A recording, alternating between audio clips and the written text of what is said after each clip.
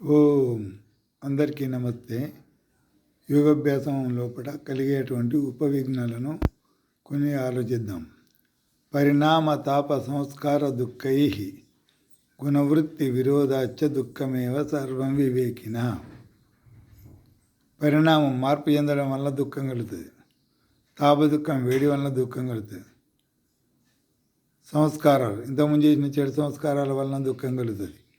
ఇవి పరిణామ తాప సంస్కార దుఃఖ గుణవృత్తి విరోధాచ. వీటి గుణాలలో ఎప్పటికీ మార్పులు చేర్పులు అవుతూ ఉంటాయి అన్నమాట.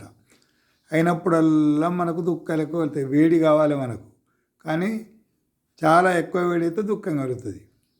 అలాగనే మనం భోజనం చేయాలి, కానీ ఎక్కువ తింటే దుఃఖం కలుగుతుంది.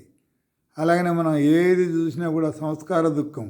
ఇంతకుముందు స్వీట్లు బాగా తినాలని కోరికుండే అనుకో, బాగా తిన్నావు, దుఃఖం కలుగుతుంది, కడుపు నొస్తుంది, అంటే ఏంటిది, తినద్దు అన్నమాట. ఇట్లా మనం పరిణామ తాప సంస్కార దుఃఖై గుణవృత్తి విరోధాచ దుఃఖమేవ సర్వం వివేకిన. ప్రపంచ పదార్థాలన్నింటిలో కూడా దుఃఖమే ఉంటుందని చెప్పి తెలుసుకోవాలి.